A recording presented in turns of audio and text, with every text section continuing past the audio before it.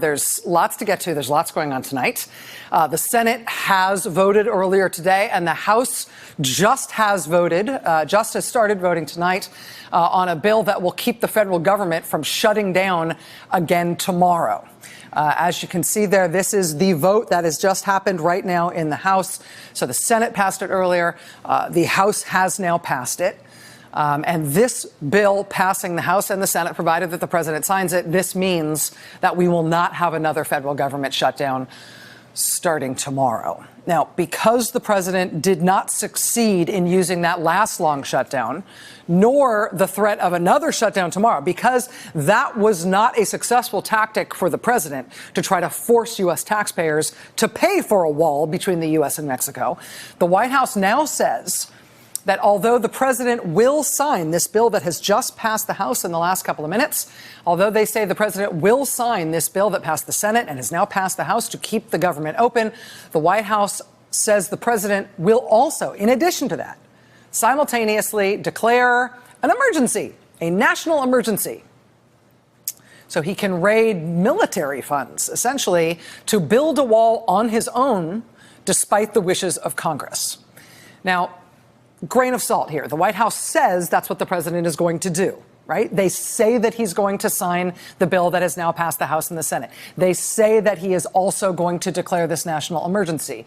But with this presidency, honestly, is that actually going to happen? We don't know. The White House says it's going to happen. But in this presidency, is anything really done and dusted before Fox and Friends says it's done and dusted? I mean, we never know exactly what the president is going to do, whether or not the White House has announced some purported plan. But of course, just the prospect, just the threat of President Trump trying to do this wall thing with a declaration of emergency powers, just that threat in recent weeks has led, as you might expect, to, frankly, rabidly partisan, immediate attacks from all these far left Democrats and liberals. I don't think it's a good idea. I think it'd be a terrible idea. I hope he doesn't do it. I don't would think you it's fight him on it either?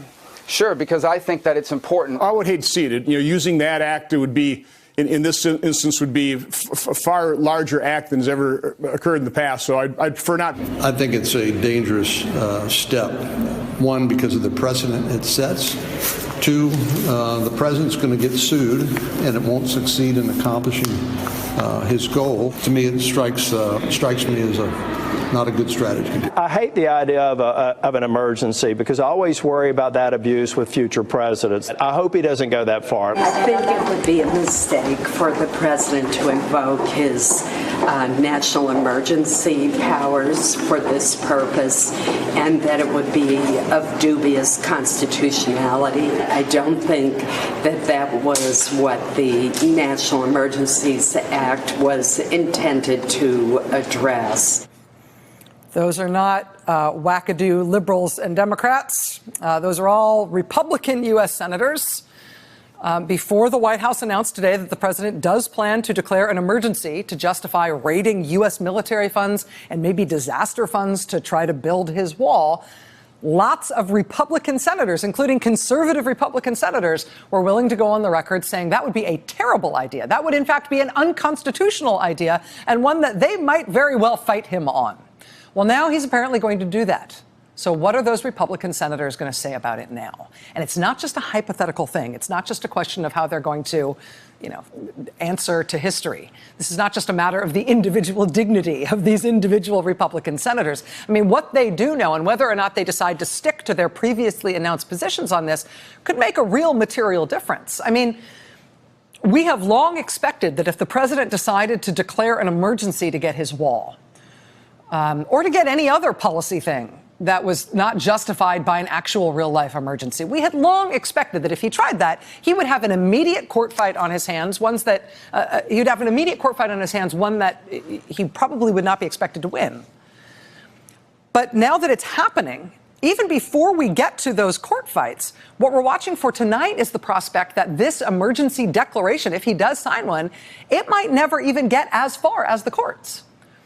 Under the National Emergencies Act, Congress can contest an emergency declaration from a president. Thank you. Post-Watergate reforms and a Congress that was embarrassed by and terrified about the terrible presidency of Richard Nixon and just how much worse things might have gotten under him or might someday get under a president even worse. Thanks to post-Watergate reforms and the National Emergencies Act, today, under that law, if Nancy Pelosi has the House pass a resolution contesting the fact that Trump has declared this emergency in order to build his wall, if Pelosi did that, what would happen after the House passed something like that is that Republican Senator Mitch McConnell over on the Senate side, he would have no choice in the matter at all.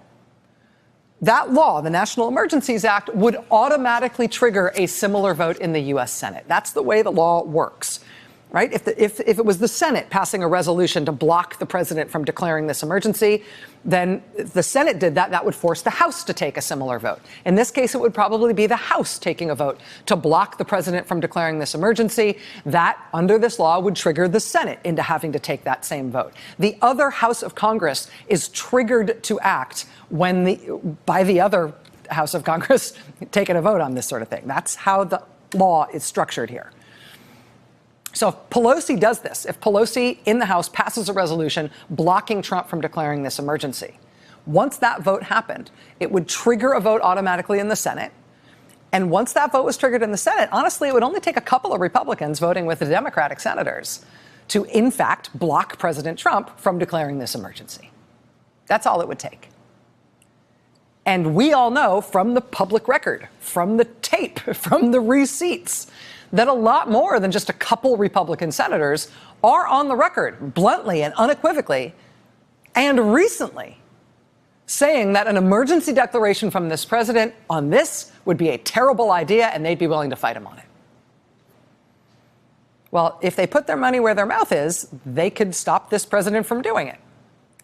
And this is not hypothetical. This is now going to unfold over the course of tonight and into tomorrow and perhaps beyond. And because of the way that law is structured, because Mitch McConnell himself can't stop this in its tracks by just refusing to allow something to come up for a vote, he doesn't have that option, which is the way he can stop everything else that starts in the House, right? Because of the way that law is structured, there is some real drama as to whether or not the president is going to be able to do what he is trying to do with an emergency declaration here. And that means a lot of Republican senators tonight are crossing their fingers and worrying and probably freaking out a little bit about the prospect of having to take that kind of a vote.